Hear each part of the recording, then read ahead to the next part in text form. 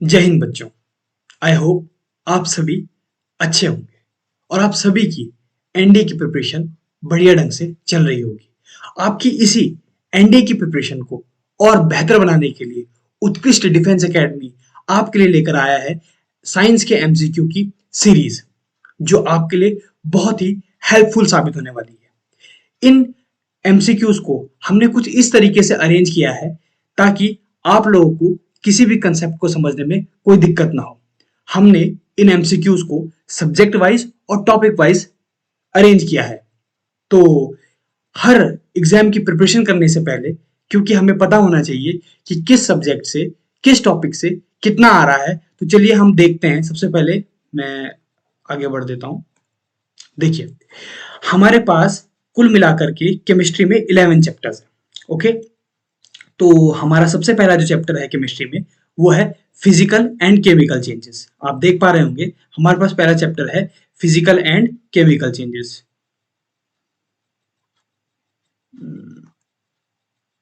Yes, okay okay okay okay okay okay. तो हमारे पास पहला चैप्टर है, हमारे पास फिजिकल एंड केमिकल चेंजेस। बच्चों, इससे अगर हम नंबर ऑफ क्वेश्चंस की बात करें तो कई बार इससे एक क्वेश्चन आते हैं और कई बार इससे दो क्वेश्चन भी आ जाते हैं। ठीक है। दूसरा चैप्टर है हमारे पास एलिमेंट्स, मिक्सचर्स एंड कंपाउंड्स। ये चैप्टर थोड़ा लेंथी होगा और इस चैप्टर से भी कई बार दो क्वेश्चन आ जाते हैं, तो कई बार तीन और कई बार चार क्वेश्चन भी हमें देखने को मिल जाते हैं। अगला चैप्टर हमारे पास इसमें है laws of chemical combination and gas laws. इससे एक क्वेश्चन भी कई बार आ जाता है, दो भी आ जाते हैं। और इसके बाद अगला चैप्टर हमारा फोर्थ चैप्टर है concept of atomic, molecular and equivalent masses. इससे एक क्वेश्चन या दो क्वेश्चन आ जाते हैं। इसके बाद अगला चैप्टर हमारे पास है atomic structure and radio activity. इससे भी लगभग लगभग एक या दो क्वेश्चन आ ही जाते हैं। इसके बाद अगला चैप्टर हमारा सिक्स चैप्टर है पीरियोडिक क्लासिफिकेशन ऑफ एलिमेंट्स। इससे एक क्वेश्चन आ जाता है और कई बार इससे दो क्वेश्चन भी देखने को मिले हैं। फिर हमारा सेवेंथ चैप्टर इसमें है केमिकल बॉन्डिंग, और इससे एक क्वेश्चन और कई बार दो क्वेश्चन भी देखने को मिले हैं हमें। और इसके बाद एट्थ चैप्टर हमारा जो है वो है एसिड्स, बेसिस एंड सॉल्ट्स।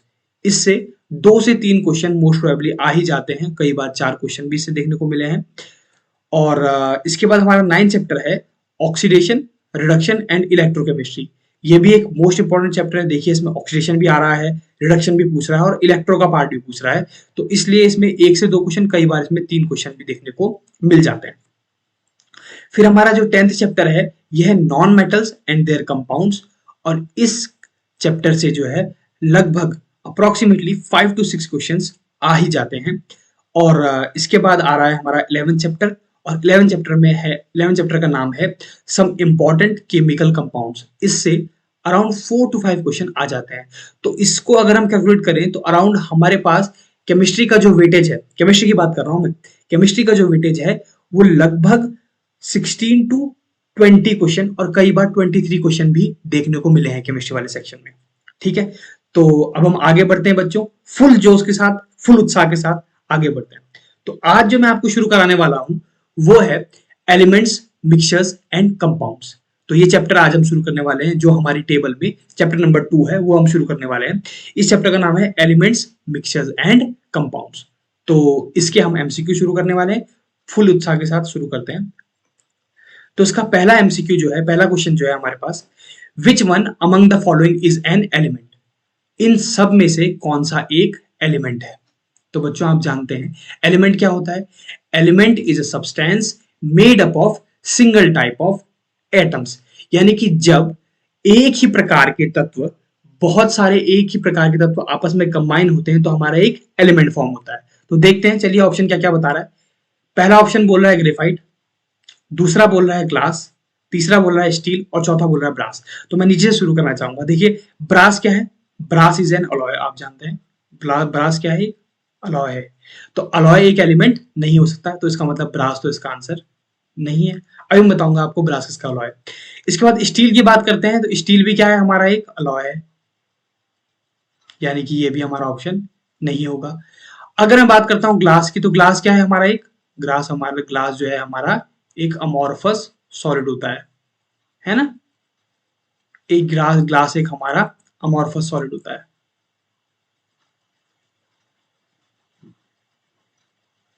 ठीक है, ग्लास क्या होता है हमारे पास, एक अमॉर्फस सॉलिड। और ये जो है हमारा, इसीलिए ये भी एक एलिमेंट नहीं होगा, लेकिन हमारा एलिमेंट क्या होगा, ग्रेफाइट इज एन एलिमेंट। क्यों? क्योंकि आप जानते हैं कि ग्रेफाइट क्या है, graphite is an allotrope of carbon, यानी कि जब कार्बन के एटम्स, बहुत सारे एटम्स आपस में कंबाइन होते हैं तो एक एलिमेंट फॉर्म होता है और उस एलिमेंट को हम ग्रेफाइट बोलते हैं। ओके, अब मैं बता रहा था आपको, कई बार क्वेश्चन इस तरीके से पूछ सकता है कि ब्रास किसका अलॉय है। तो ब्रास जो होता है ना बच्चों, ब्रास जो है हमारा, brass is an alloy of, एक मिनट में लिख देता हूं आपके लिए, brass is an alloy of copper and zinc. Okay, और जो स्टील होता है ना, जो स्टील होता है, steel is an alloy of iron, मैं लिख दे रहा हूं यहाँ पे, एंड कार्बन। ठीक है, तो इसका आंसर क्या बैठेगा, ग्रेफाइट। ओके, अगला question, LPG is a, LPG की फुल फॉर्म होती है लिक्विफाइड पेट्रोलियम गैस। तो एलपीजी क्या है, एक मिक्सचर है, कंपाउंड, एलिमेंट या नन ऑफ दिस। सिंपल फंडा है, एलपीजी जो है कंपाउंड तो हो नहीं सकता है, ना ही एलिमेंट होगा। एलिमेंट के लिए क्या कंडीशन है, एलिमेंट की कंडीशन ये है कि एक ही प्रकार के सिंगल टाइप ऑफ एटम से मिलकर बना होना चाहिए एलिमेंट। ठीक है, मिक्सचर और कंपाउंड, तो कंपाउंड क्या होते हैं, कंपाउंड वो सब्सटेंसेस होते हैं जो दो या दो से ज्यादा एटम के फिक्स्ड रेशियो से बनते हैं। जैसे कंपाउंड का एग्जांपल मैं अगर दूं, तो जैसे हमारा क्या है, H2O एक क्या है, कंपाउंड है। क्यों है कंपाउंड, क्योंकि हाइड्रोजन के दो एटम, ध्यान देना बच्चों, हाइड्रोजन के दो एटम्स और ऑक्सीजन का एक एटम। ठीक है, जब हाइड्रोजन के दो एटम्स और ऑक्सीजन का एक एटम आपस में कंबाइन होते हैं ना, तो एक H2O का मॉलिक्यूल फॉर्म होता है, तो इसलिए H2O एक कंपाउंड है। अब एलपीजी की अगर मैं जहां तक बात करूं, तो एलपीजी क्या है हमारा, एलपीजी इज अ मिक्सचर। ठीक है, एलपीजी क्या है हमारा, मिक्सचर है। अब ये मिक्सचर किस चीज का है, ध्यान देना, एलपीजी जो है, एलपीजी के जो मेन कंस्टिट्यूएंट होते हैं, मैं लिख देता हूँ, कई बार यही क्वेश्चन पूछ लेता है कि एलपीजी के मेन कंस्टिट्यूएंट क्या क्या है। तो एलपीजी के मेन कंस्टिट्यूएंट जो होते हैं वो होते हैं प्रोपेन एंड ब्यूटेन। ठीक है, प्रोपेन एंड ब्यूटेन। अब आप लोग जानते होंगे कि एल्केन को किससे रिप्रेजेंट करते हैं, एल्केन का जो जनरल फॉर्मूला होता है क्या होता है, एल्केन का जनरल फॉर्मूला होता है CnH2n प्लस 2। ओके, तो CnH2n प्लस 2, यानी कि अगर मैं, प्रोपेन में 3 कार्बन होते हैं, तो अगर मैं यहाँ पे कितना रखूंगा, तो C3, यहाँ पे कितना हो जाएगा, 2 3 6 प्लस 2 कितना होता है 8, C3H8। तो हमारा प्रोपेन क्या होता है, C3H8। इसी तरीके से अगर मैं यहाँ पे N की जगह पे 4 रख दूं, ध्यान देना, तो क्या हो जाएगा C4, और यहाँ पे भी 4 रखूंगा, तो 2 4 8 प्लस 2 कितना हो जाएगा 10, तो C4H10। तो याद रखना कि जो हमारा एलपीजी है, यानी कि जो लिक्विड पेट्रोलियम गैस है, ये एक मिक्सचर है, और ये मिक्सचर होने के साथ साथ जो इसके मेन कंस्टिट्यूएंट हैं वो प्रोपेन है और ब्यूटेन है। चलिए नेक्स्ट क्वेश्चन देखते हैं। मैग्नीशियम इज प्रेजेंट इन, थोड़ा इसमें स्पेलिंग मिस्टेक है इसलिए दिखा रहा है, हेमोग्लोबिन की स्पेलिंग HEMOB, कई जगह HAE, ये भी सही है, कोई दिक्कत नहीं है। Magnesium is present in, magnesium इनमें से किस में प्रेजेंट है, यही पूछ रहा है, सिंपल फंडा है। मैग्नीशियम जो होता है ना, मैग्नीशियम आप जानते हैं, मैग्नीशियम जो होता है, इसका एटॉमिक नंबर पता है ना, इसका एटॉमिक नंबर होता है 12। तो मैग्नीशियम जो होता है हमारा, मैग्नीशियम किस में प्रेजेंट होता है, क्लोरोफिल में। क्लोरोफिल लीव्स में पाया जाता है, तो यानी कि क्लोरोफिल क्या है, chlorophyll is a complex of magnesium. अच्छा, हेमोग्लोबिन, कई बार देखो यहाँ पे मैग्नीशियम ऐसा पूछा है क्वेश्चन, कई बार क्वेश्चन रिवर्स कैसे पूछ सकता है, पूछ लेगा कि हेमोग्लोबिन या haemoglobin is a complex of, तो हीमोग्लोबिन किसका कॉम्प्लेक्स होता है, आयरन का। Okay, another one, vitamin B12, vitamin B12 जो है ये किसका कॉम्प्लेक्स है, ये कॉम्प्लेक्स ये है कोबाल्ट का कॉम्प्लेक्स। ओके बच्चों, किसका कॉम्प्लेक्स है विटामिन B12, कोबाल्ट का। अगला क्या बोल रहा है, एस्कॉर्बिक एसिड। तो एस्कॉर्बिक एसिड जो है ये कॉम्प्लेक्स होता है iron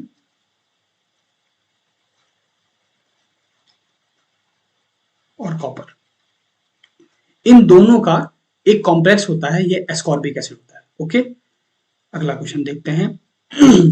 purest form of iron, क्या बोल रहा है, प्योरेस्ट फॉर्म ऑफ आयरन। अरे भाई, आयरन की भी प्योरेस्ट फॉर्म होती होगी क्या? बिल्कुल होती है। आयरन की प्योरेस्ट फॉर्म होती है हमारी रॉट आयरन। क्या होती है? Wrought iron.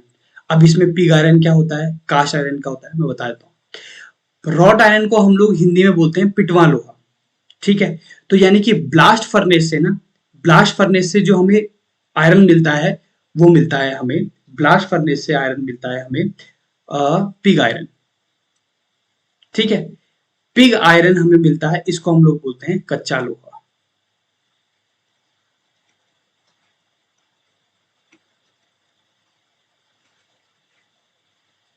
ठीक, और इस लोहे में जो कार्बन की जो परसेंटेज होती है, यानी कि इंप्योरिटीज की जो परसेंटेज होती है वो होती है अराउंड 4%। और रॉट आयरन जो है, क्योंकि रॉट आयरन जो है आयरन का प्योरेस्ट फॉर्म है, इसमें जो इंप्योरिटीज होती हैं वो होती हैं लेस देन 0.5%। ठीक है बच्चों, तो अगर वो पूछे purest form of iron is, तो आप बोलेंगे wrought iron. Okay, next question देखते हैं। मेटेलॉइड्स आर, तो मेटेलॉइड्स किसे कहते हैं? मेटेलॉइड्स को हम लोग हिंदी में अर्धधातु भी कहते हैं। पढ़ देता हूं मैं ऑप्शन आपके लिए। पहला बोल रहा है alloys of alkali metals with other metals. दूसरा बोल रहा है कोलॉइड्स ऑफ मेटल्स। तीसरा बोल रहा है elements having some properties of metals and non metals. और चौथा बोल रहा है मेटल्स हैवियर देन लेड। तो लेड, ये क्या बोल रहा है, लेड मतलब पीबी, यानी कि ये सीधा बोल रहा है कि मेटल्स जो लेड से भारी हैं वो क्या हैं, मेटल्स जो लेड से भारी हैं वो क्या हैं, हमारे मेटलॉइड्स बोल रहा है। तो ये तो हो नहीं सकता ऑप्शन, तो ये तो हमारा गलत है। अगला बोल रहा है मेटल्स के क्लोराइड्स, ये भी आंसर नहीं होगा। फिर बोल रहा है alloys of alkali metals with other metals, यानी कि एल्कली मेटल्स के अलॉयज किसके साथ, दूसरे मेटल के साथ, तो ये भी मेटलॉइड्स नहीं है। तो मेटलॉइड्स क्या है, अर्धधातु, यानी कि जो एलिमेंट्स जिनकी प्रॉपर्टीज जो होती है ना वो मेटल्स और नॉन मेटल्स की तरह होती हैं, इन दोनों की प्रॉपर्टीज शो करते हैं, तो वो हमारे मेटलॉइड्स होते हैं। तो इसका आंसर सी। ठीक है, अगला अगला देखते हैं। एक मिनट बच्चों, हाँ इसको मैं थोड़ा सेट कर देता हूँ। तो हम लोग थे, वेट, यहाँ पे क्या बोल रहा है, which two of the following statements are correct. इनमें से कौन से, क्या बोल रहा है, इनमें से कौन से दो स्टेटमेंट्स सही हैं।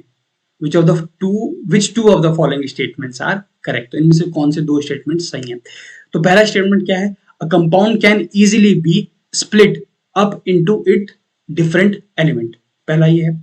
दूसरा बोल रहा है an element is always represented by a symbol consisting of two letters such as helium, He बोल रहा है यहाँ पे। Elements consist of only one type of atom, compounds consist of two or more different types of atom. पहले बात शुरू करते हैं। क्वेश्चन पूछ रहा है कि इनमें से कौन से दो स्टेटमेंट्स आपके सही हैं। पहला क्या है, a compound can easily be split up into its different elements, कि एक कंपाउंड वो होता है जिसको आसानी से उसके डिफरेंट एलिमेंट्स में स्प्लिट किया जाता है। ऐसा हर किसी कंपाउंड के लिए सही नहीं है, तो इसलिए पहला तो हम एलिमिनेट कर देते हैं। दूसरा, an element is always represented by a symbol consisting of two letters such as helium, ये बात तो बिल्कुल गलत है, आप लोग जानते हैं। फॉर इंस्टेंस सपोज मैं बात करता हूँ हाइड्रोजन की, तो हाइड्रोजन क्या है, एक एलिमेंट है। तो भाई हाइड्रोजन में तो केवल एक ही सिंगल, इसमें एक सिंगल अल्फाबेट आ रहा है, दो अल्फाबेट तो नहीं आ रहे हैं, इसीलिए ये भी आंसर हमारा गलत होगा। अगला पढ़ता हूँ, elements consist of only one type of atom, मैंने बताया था पहले भी, एलिमेंट्स क्या होते हैं, एलिमेंट्स में केवल सिंगल टाइप ऑफ एटम होते हैं, इसीलिए ये एक एलिमेंट फॉर्म होता है। अगला क्या बोला है, compounds consist of two or more different types of atom. Compounds याद रखना बच्चों, कंपाउंड्स क्या होते हैं, कंपाउंड दो या दो से ज्यादा एटम से मिलकर बनते हैं। तो इसलिए इसका आंसर क्या होगा, एक मिनट थोड़ा पेन बदल दूं, पेन बदल देता हूं, ठीक है, थोड़ा लाल चला देते हैं, ये और ये सही चलेगा, ठीक है। अगला अगला क्वेश्चन क्या बोल रहा है, which of the following sets of substances represents mixtures only, यानी क्या बोल रहा है, इनमें से कौन से सेट जो है सब्सटेंसेस दिए हैं ये हमारे क्या बना रहे हैं, केवल मिक्सचर्स, ठीक है। तो इस केस में अगर मैं बात करूं तो पहले मैं ऑप्शन पढ़ लेता हूं, orange juice, sodium and hydrogen. देखिए आप जैसे ऑरेंज जूस तक तो ठीक था, ऑरेंज जूस क्या है, हमारा एक मिक्सचर है, लेकिन क्या सोडियम एक मिक्सचर है, नहीं, तो इसका मतलब हमारा पहला आंसर एलिमिनेट हो गया, हाइड्रोजन भी एक मिक्सचर नहीं है। इसके बाद अगला है air, blood and sodium chloride.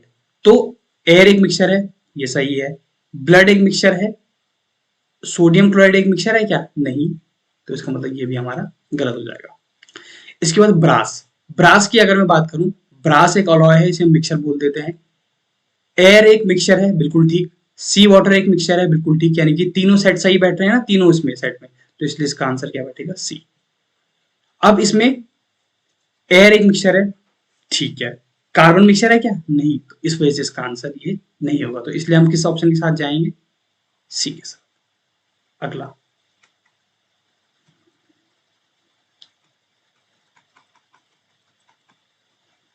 एक मिनट बच्चों, हाँ इसको मैं फिर सेट कर देता हूँ,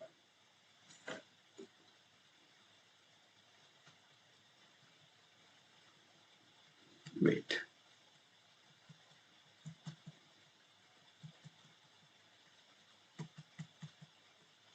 तो हम लोग थे क्वेश्चन नंबर 8 में, ठीक है। विच one of the following elements is a non metal, इनमें से कौन सा एलिमेंट एक नॉन मेटल, ध्यान देना, मेटल नहीं पूछ रहा है, क्या पूछ रहा है, नॉन मेटल। तो आयरन नॉन मेटल है क्या, नहीं, आयरन तो मेटल है। गोल्ड नॉन मेटल है क्या, नहीं, गोल्ड मेटल है। जिंक नॉन मेटल, नहीं, it is also a metal. तो इसका आंसर क्या बैठेगा, carbon, carbon is non metal, okay. तो एट्थ का आंसर क्या हुआ, बी के साथ जाएंगे, carbon is non metal, okay. Next, the smallest part of an element that still has the properties of that element is called, क्या पूछ रहा है, ध्यान से एक बार फिर रिवाइज फिर पढ़ लेता हूं क्वेश्चन को। द स्मॉलेस्ट पार्ट, एलिमेंट का सबसे छोटा part, that still has the properties of that element is called, यानी कि एलिमेंट का वो सबसे छोटा पार्ट जिसकी प्रॉपर्टीज उस होल एलिमेंट की तरह होती है, वो कौन सा होता है। तो भाई जब एलिमेंट की बात कर रहा है तो मॉलिक्यूल पॉसिबल है क्या, नहीं, मिक्सचर, नो, कंपाउंड, नो, तो इसका आंसर क्या बैठेगा, एन एटम, एटम ही तो होता है। जब एटम के एन नॉट, जब मैं सिंपल बात करूं तो जब एवोगाड्रो नंबर ऑफ एटम्स, इसकी वैल्यू क्या होती है, 6.022 इंटू 10⁻23। जब इतने एटम्स आपस में कंबाइन होंगे ना तो जाके के एलिमेंट फॉर्म होगा। अगला question, matter around us can exist in three different states, namely solid, liquid and gas. Correct order of their compressibility is, क्या बोल रहा है, matter around us can exist in, matter हमारे चारों ओर जो मैटर है, यानी कि इसको द्रव्य बोलते हैं हम हिंदी में या पदार्थ बोलते हैं, वो एग्जिस्ट कर रहा है थ्री डिफरेंट स्टेट्स में। हम लोग सभी जानते हैं, हमने बचपन से पढ़ा है, हमने कई बार इसके जो है मॉडल बनाए होंगे बचपन में, स्कूल वगैरह में सबमिट किए होंगे। तो किस किस क्या क्या बोला है, सॉलिड है, लिक्विड और gas. Correct order of their compressibility, अब यहाँ पे एक चीज याद रखना है, ये क्या चीज पूछ रहा है, कंप्रेसिबिलिटी। कंप्रेसिबिलिटी यानी कि किसी भी चीज को किस हद तक उसको कंप्रेस किया जा सकता है, उसको दबाया जा सकता है। तो अब आपके पास जो है, मैं दो तीन चीजें दे देता हूं, मान के चलो इनकेस हमारे पास एक सॉलिड बॉल है, मान के चलो एक मेटल की बॉल है, ठीक, एक हमारे पास लिक्विड, लिक्विड के तौर पे मैं पानी ले लेता हूँ, और गैसेस मॉलिक्यूल्स हैं, गैस है। तो सबसे ज्यादा कंप्रेसिबिलिटी किसकी होगी, सिंपल फंडा है, सबसे ज्यादा कंप्रेसिबिलिटी किसकी होगी, हमारी गैस की होगी। फिर किसकी कंप्रेसिबिलिटी होगी, फिर लिक्विड की होगी, फिर किसकी होगी, सॉलिड की होगी। तो इसलिए इसका आंसर क्या बैठेगा, ए, ओके। अनदर क्वेश्चन 14, तो 14 जो क्वेश्चन है वो बोल रहा है a mixture of sodium chloride, sodium chloride, ठीक है, सोडियम क्लोराइड, और एक ये बोल रहा है नेफ्थलीन। तो नेफ्लिन क्या है एक हमारा, नेफ्लिन इज अ ऑर्गेनिक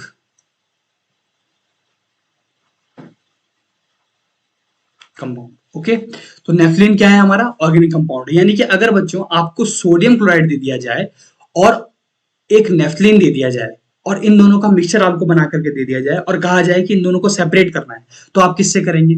पहला बोल रहा है एक्सट्रैक्शन विद हॉट वाटर, दूसरा बोल रहा है एक्सट्रैक्शन विद कोल्ड वाटर, अगला है सब्लिमेशन और डी है स्टीम डिस्टिलेशन। अब ध्यान देना, नेफ्लिन जो होता है ना बच्चों, आप लोगों ने देखा होगा नेफ्लिन का इस्तेमाल किया था, नेफ्लिन बॉल्स का।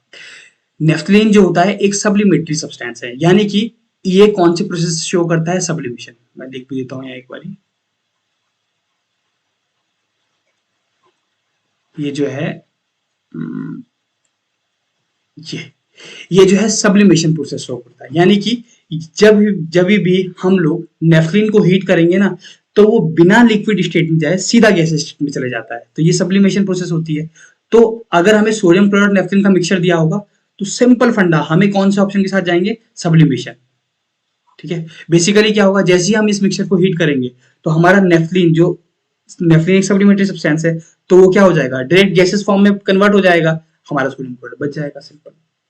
अगला, a substance which is made up of two or more elements chemically combined is known as, ध्यान देना, a substance which is made up of two or more elements, एक substance, क्या पूछ रहा है? एक substance जो बनता है किससे? which is made up of two or more elements, जो दो या दो से ज्यादा elements के कॉम्बिनेशन से, केमिकली कॉम्बिनेशन से बनता है, उस सब्सटेंस को हम लोग क्या कहते हैं? तो उसको सिंपल बात है, उसको हम कहते हैं कंपाउंड कहते हैं। ठीक है, केमी यहाँ पे देखो, अगर बोलता सिंपल कंबाइन की बात करता, सिंपल कंबाइन की बात करता, तो हम सीधा इसमें मॉलिक्यूल के साथ जाते। ठीक है, लेकिन क्योंकि इसने यहाँ पे क्या कह दिया? केमिकली कंबाइन, और इस वजह से इसको हम लोग क्या बोलेंगे? इसका आंसर हम जाएंगे कंपाउंड के साथ। ओके, अगला, थोड़ा इसको आगे बढ़ा देता हूं बच्चों, है ना बच्चों, बिल्कुल ध्यान से।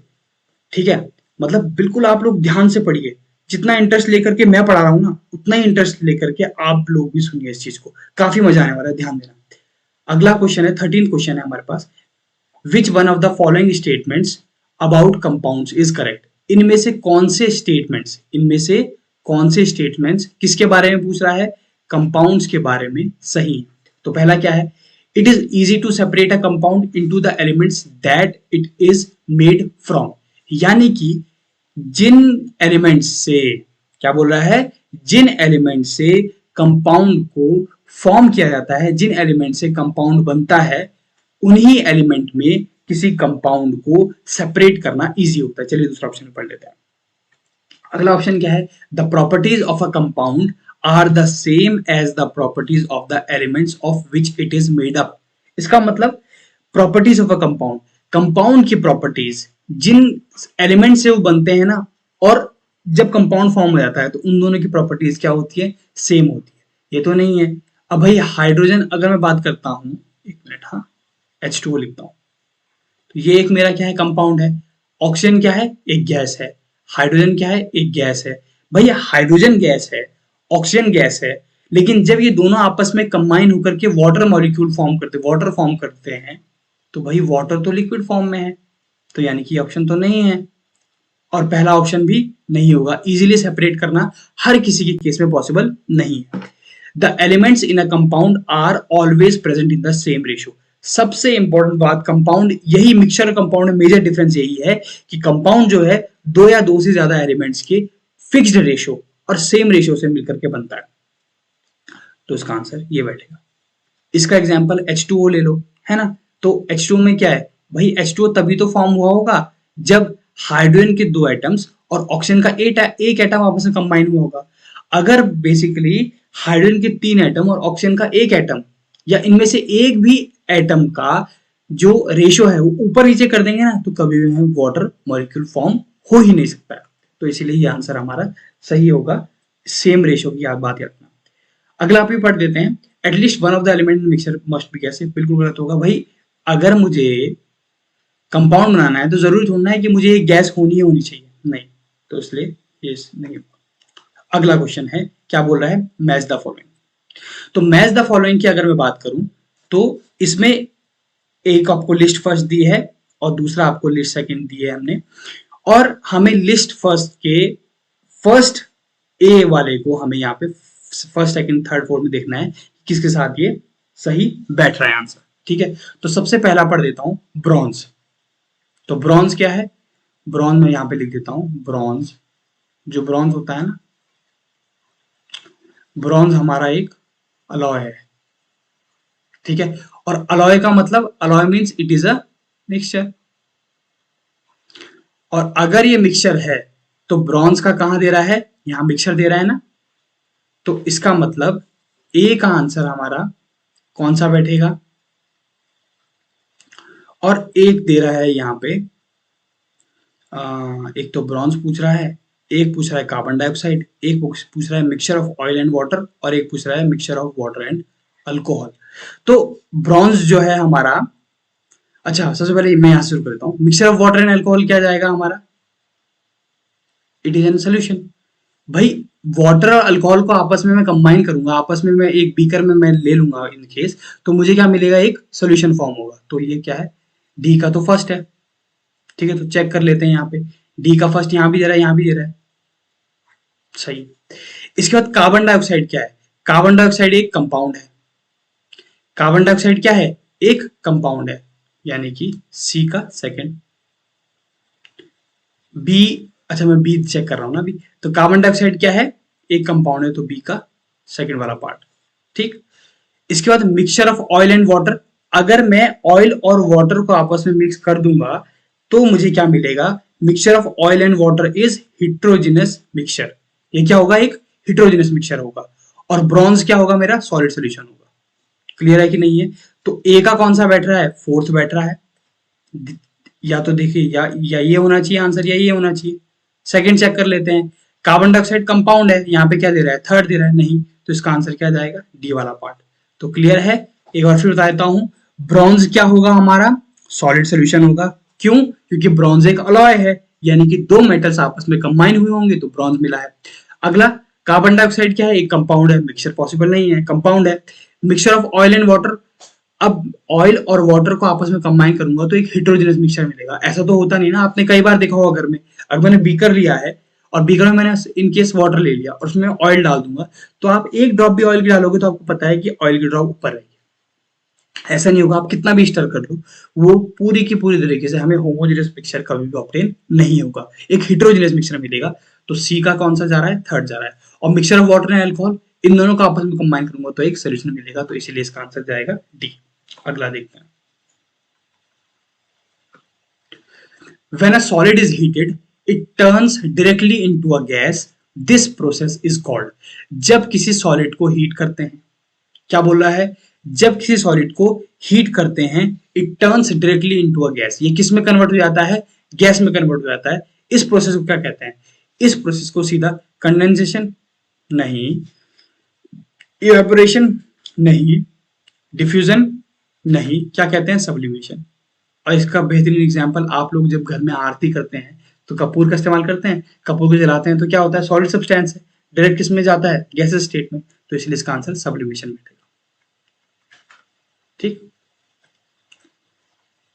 एक मिनट बच्चों, हाँ उसको उसको सेट कर देते हैं।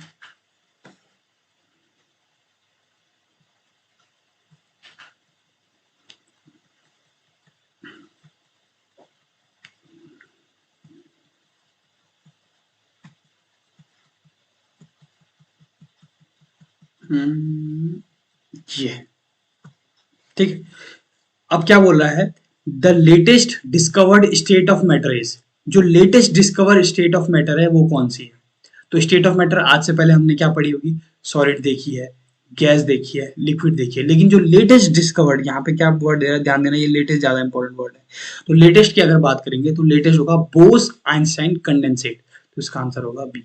Okay, another one, question number 17, first organic compound which was prepared in laboratory is, पहला ऑर्गेनिक कंपाउंड जिसको लेबोरेटरी में प्रिपेयर किया गया, सिंपल, कहीं नहीं जाना, मीथेन नहीं, फॉर्मल्डिहाइड नो, एसीटोन नो, तो क्या है यूरिया। कई बार इसका ये किसने बनाया था वो भी पूछ लेता है, तो ये किया था वॉलर ने। ठीक है, अगला, the symbol of the element tungsten is, ठीक है, टी ए नहीं, टी एल नहीं, टी सी ये भी नहीं, क्या होता है डब्ल्यू विच इज टंगस्टन। अच्छा, कई बार बच्चे ये सोच लेते हैं कि कोई एलिमेंट का नाम जो है ना माना टंगस्टन है, अगर मैं इन ऑप्शन में इन सब के अलावा अगर टी यू भी रख देता तो कई बच्चे यहाँ चल जाते हैं, बोलते ही ये सही है, पर ऐसा नहीं है। इसका नाम टी यू नहीं है, इसका नाम डब्ल्यू से जाएगा, tungsten. Okay, another, false statement is, क्या बोल रहा है, फॉल्स स्टेटमेंट इज, इनमें से गलत स्टेटमेंट कौन सा है। पहला पढ़ लेते हैं, जर्मेनियम इज अ सेमीकंडक्टर, क्या ये गलत है, नहीं, ये तो सही है, ये तो सही है ना, जर्मेनियम क्या होता है, एक सेमीकंडक्टर होता है। स्टील इज एन अलॉय, बिल्कुल अभी हमने पढ़ा, स्टील किस किसका अलॉय होता है बताओ, स्टील जो होता है ना वो अलॉय होता है आयरन और कार्बन का, आयरन और कार्बन का अलॉय स्टील है हमारा। ग्रेफाइट इज एन एलिमेंट, ये भी सही है। The fundamental unit in silicates is Si2O3, ये हमारा ऑप्शन गलत, यानी कि फॉल्स स्टेटमेंट इसमें क्या है, डी जाएगा। ठीक है, Si2O3 हमारा इसका फॉल्स स्टेटमेंट, यानी कि सिलिकेट्स को Si2O3 से नहीं दिखाते। अगला, a mixture of red and blue ink can be separated by, suppose हमारे पास क्या हो कि हमारे पास रेड और ब्लू इंक दे दी हो, हमें मिक्सचर दे दिया और कहे कि रेड और ब्लू इंक को सेपरेट करो, तो कैसे सेपरेट करोगे, डिस्टिलेशन से क्या, नहीं, क्रिस्टलाइजेशन से, नो वे, सब्लिमेशन नहीं, पढ़ लिया हमने, क्रोमेटोग्राफी, क्रोमेटोग्राफी एक बहुत बेहतरीन टेक्निक होगी रेड और ब्लू इंक को सेपरेट करने की। क्रोमेटोग्राफी भी पेपर क्रोमेटोग्राफी होती है, कॉलम क्रोमेटोग्राफी होती है, तो इन दोनों में से हम पेपर क्रोमेटोग्राफी को प्रेफर करते हुए इसका सेपरेशन कर देंगे। ठीक है, तो chromatography will be the right answer.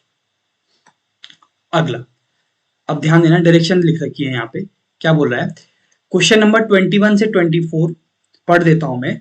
Following questions consists of two statements, first and second, examine these two statements and select the correct choice according to the codes given below. यानी कि हमें दो statement दिए होंगे, statement first और statement second. ठीक है, हमें इन दोनों स्टेटमेंट्स को ध्यान से पढ़ना है और फिर ये जो कोड्स दे रखे हैं ना एबीसीडी, इनके हिसाब से चलना है। तो both the statements are true and statement 2 is the correct explanation of statement first. यानी कि पहला कोड क्या है, पहला कोड ए है, वो कह रहा है कि दोनों के दोनों स्टेटमेंट्स क्या है, सही हैं, और जो दूसरा स्टेटमेंट है वो पहले स्टेटमेंट का करेक्ट एक्सप्लेनेशन है। ठीक है, फिर से पढ़ देता हूं, पहला जो कोड है वो ए है और वो कह रहा है कि दोनों स्टेटमेंट सही हैं और जो दूसरा स्टेटमेंट है वो पहले स्टेटमेंट का एक करेक्ट एक्सप्लेनेशन है। दूसरा, both the statements are true but statement 2 is not the correct explanation of statement first. यानी कि दोनों के दोनों स्टेटमेंट सही हैं लेकिन स्टेटमेंट 2 जो है वो पहले का करेक्ट एक्सप्लेनेशन नहीं है। इस वर्ड को ध्यान देना है यहाँ पे। अगला, statement first is true, statement second is false. Fourth है, statement first is false, statement second is true. तो अब हम शुरू करते हैं अपना।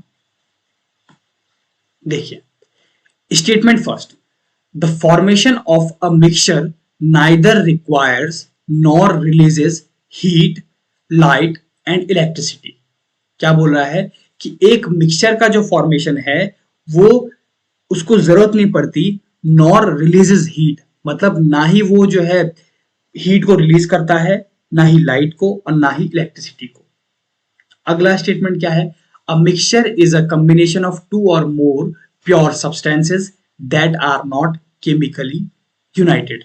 एक मिक्सचर जो है कॉम्बिनेशन है दो या दो से ज्यादा प्योर सब्सटेंस का जो केमिकली यूनाइटेड नहीं होते हैं। तो अगर मैं इसकी बात करूं तो इसका आंसर के साथ जाएंगे, देखो, that are not chemical united. The formation of mixture neither requires nor releases heat, light and electricity.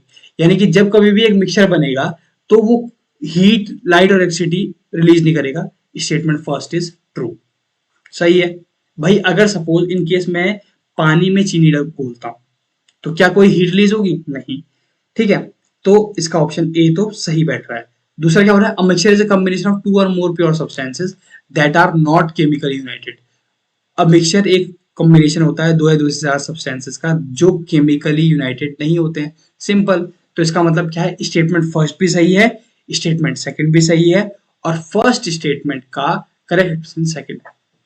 तो कोड ए के साथ जाए। Another question, in paper chromatography both the fixed phase and mobile phase are liquids. Paper chromatography में fixed phase और mobile phase, fixed phase और mobile phase दोनों क्या होते हैं, लिक्विड्स होते हैं। अगला, distribution of the solute between the two liquids makes the separation possible. Distribution of the solute between two liquids, दोनों distribution of the solute between two liquids, दोनों लिक्विड्स में जो सल्यूट का डिस्ट्रीब्यूशन होता है वही सेपरेशन पॉसिबल कर पाता है। तो इसका जो हमारा ऑप्शन बैठेगा वो भी ए बैठेगा। ये दोनों के दोनों हमारे स्टेटमेंट सही हैं, और पहला स्टेटमेंट जो है ना वो दूसरे का करेक्ट एक्सप्लेनेशन है। अगला 23rd, ortho and para nitrophenol can be separated bye steam distillation. और दूसरा स्टेटमेंट क्या है, ortho nitrophenol contains intermolecular hydrogen bonding while para nitrophenol exists as associated molecules। ठीक है, तो क्या बोल रहा है, पहला स्टेटमेंट बोल रहा है कि ऑर्थो और पैरा नाइट्रोफिनॉल को सेपरेट कर सकते हैं हम स्टीम डिस्टिलेशन से। दूसरा बोल रहा है ortho nitrophenol contains intermolecular hydrogen bonding while para nitrophenol exists as associated molecules। ठीक है, तो अगर इसकी बात इस मैं बना देता हूं कि तुम्हें देखो, सबसे पहले तो एक हमारी बेंजीन रिंग बनेगी। क्या बनाना है हमें, ऑर्थो नाइट्रोफिनॉल बनाना है। तो यहाँ पे मैं ये हमारा फिनॉल है। ऑर्थो की अगर बात करेंगे तो यहाँ पे ये हमारा ऑर्थो नाइट्रोफिनॉल है। ठीक है, और अगर मैं पैरा की बात करूं तो पैरा कुछ इस कदर होगा, ये ठीक है। तो इसकी अगर मैं बात करूंगा तो क्या बोल रहा है, can be separated bye steam distillation. Yes, ortho और पैरा नाइट्रोफिनॉल को हम लोग जो है स्टीम डिस्टिलेशन से, जिसको हम बोलते हैं भाप आसवन, इससे हम लोग सेपरेट कर सकते हैं। बिल्कुल ठीक। अगला क्या है, ortho nitrophenol contains intermolecular hydrogen bonding. बिल्कुल होगी भाई, देखो ध्यान देना इस बात को। ऑर्थो नाइट्रोफिनॉल ये है हमारे पास, एक मिनट हाँ कलर बदलता हूँ तुम्हें समझने और बढ़िया से आएगा।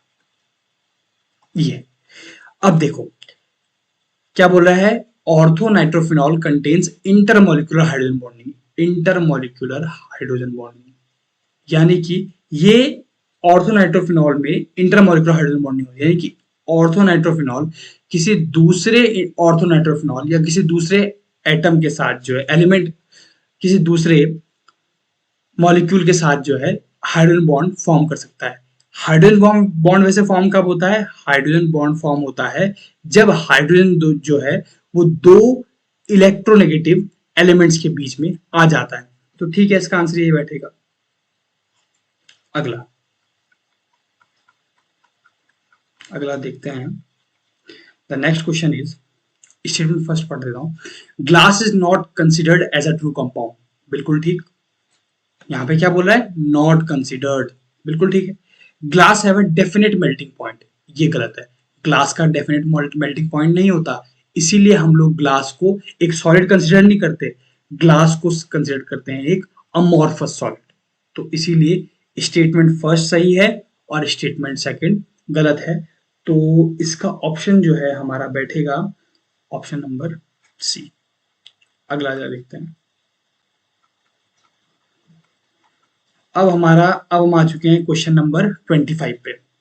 The temperature at which a solid melts to become a liquid at the atmospheric pressure is called its melting point. सभी जानते हैं। The melting point of a solid is an indication of. जो मेल्टिंग पॉइंट होता है किसी solid का वो एक इंडिकेशन है। किसका इंडिकेशन है, मेल्टिंग पॉइंट बोल रहा है। क्या बोल रहा है, melting point of a solid is an indication of strength of intermolecular forces of repulsions, strength of intermolecular forces of attractions, molecular mass या मॉलिक्यूलर साइज। तो melting point of a solid is an indication of, melting point किसका indication है? देखो भाई, अगर किसी भी molecule में इंटरमॉलिक्यूलर फोर्सेस ऑफ अट्रैक्शन ज्यादा होंगे तो इसका मतलब क्या होगा? उसका मेल्टिंग पॉइंट उतना ज्यादा होगा। अगर इंटरमॉलिक्यूलर फोर्सेस ऑफ रिपल्शन ज्यादा होंगे तो उसका मेल्टिंग पॉइंट उतना कम होगा। भाई मेल्टिंग पॉइंट का कोई भी रिलेशन मॉलिक्यूलर मास और मॉलिक्यूलर साइज से नहीं है, ठीक है। अगर हमारे पास सोडियम क्लोराइड का एक इतना सा टुकड़ा है ना, छोटा सा, बहुत छोटा, तो भी उसका मेल्टिंग पॉइंट वही होगा जितना एक एक हाफ केजी या 1 केजी का क्रिस्टल है ना सोडियम क्लोराइड का, उसके बराबर। तो इसीलिए मेल्टिंग पॉइंट का जो सीधा रिलेशन है वो है इंटरमॉलिक्यूलर फोर्सेस ऑफ अट्रैक्शन की स्ट्रेंथ से, ठीक। तो इसलिए इसका आंसर बैठेगा option number B. Okay, now the another question is 26 question. In column chromatography, the substance obtained in the topmost region of column is, column chromatography में जो substance सबसे ऊपर आया रहता है, ऊपर रीजन में आया रहता है, उसको मतलब वो होता है, क्या होता है भाई? अगर सबसे ऊपर आया है तो इसका मतलब क्या है? मैक्सिमम एब्जॉर्ब तो होगा तभी तो ऊपर आएगा। अगला, by decreasing pressure boiling point of a liquid, क्या बोल रहा है? By decreasing pressure boiling point of a liquid. अच्छा इसको सोचो, क्या बोल रहा है कि by decreasing pressure boiling point of a liquid, यानी कि अगर किसी भी लिक्विड के बॉइलिंग पॉइंट का प्रेशर को कम किया जाए तो क्या होगा? ध्यान देना, अगर मैं प्रेशर कम करूंगा यानी कि प्रेशर प्रेशर अगर मैं कम करूंगा यानी कि प्रेशर कम करूंगा तो वॉल्यूम क्या हो जाएगा? उसका एक्सपेंड करेगा। और अगर वॉल्यूम उसका एक्सपेंड करेगा तो उसके बॉइलिंग पॉइंट पे क्या फर्क पड़ेगा? उसका जो बॉइलिंग पॉइंट होगा वो घट जाएगा। रीजन बिहाइंड दिस इज, जैसे ही मैं उसका प्रेशर घटाऊंगा ना, अब आप जानते हैं pressure is inversely proportional to volume, आप जानते हैं, यानी कि जितना वॉल्यूम कम होगा उतना ज्यादा प्रेशर होगा, या हम कह सकते हैं कि जितना कम प्रेशर होगा उतना ज्यादा वॉल्यूम होगा। तो मैंने जैसे ही प्रेशर कम किया वॉल्यूम एक्सपेंड कर जाएगा, और वॉल्यूम अगर बढ़ जाएगा तो क्या होगा? ध्यान देना, वॉल्यूम अगर बढ़ेगा तो इंटरमॉलिक्यूलर फोर्सेस ऑफ अट्रैक्शन भी क्या हो जाएंगे? वो घट जाएंगे, यानी कि मॉलिक्यूल्स के बीच में स्पेस ज्यादा हो जाएगा और इस वजह से उसका जो बॉइलिंग पॉइंट होगा वो घट जाएगा, ठीक। अगला क्वेश्चन 28th क्वेश्चन है हमारे पास। एयर इज, सिंपल है, कंपाउंड पॉसिबल नहीं है। A compound in pollution free zones, नहीं। A mixture in industrial zones, नहीं। तो क्या है? हमेशा क्या है? एयर एक mixture. 29th question, which one of the following is not separated by sublimation, इनमें से किसको हम सब्लिमेशन प्रोसेस के द्वारा सेपरेट नहीं कर सकते हैं? तो कैलोमेल, इसको भी नहीं कर सकते हैं। CuSO4 नहीं कर सकते हैं। सिंपल क्या है इसका आंसर? ये corrosive sublimate can be separated by the process of sublimation. Okay, now I2 in water is extracted with the help of, यानी कि आयोडीन वाटर में उसको एक्सट्रैक्ट करना है, किसकी हेल्प से कर सकते हैं? क्लोरोफॉर्म की हेल्प से, बिल्कुल कर सकते हैं। CHCl3। कार्बन टेट्राक्लोराइड क्या होता है हमारे पास? CCl4। और कार्बन डाइसल्फाइड CH2, ठीक है। तो हम इन सब की मदद से इसको एक्सट्रैक्ट कर सकते हैं। किसको? आयोडीन को वाटर से इन सब की मदद से एक्सट्रैक्ट किया जाता है, ठीक है। तो बच्चों आज के लिए ये 30 MCQs थे आपके लिए, और मैं उम्मीद करता हूं कि आप सभी को ये जो MCQs हमने दिए हैं ये काफी इंटरेस्टिंग और अच्छे लगे होंगे।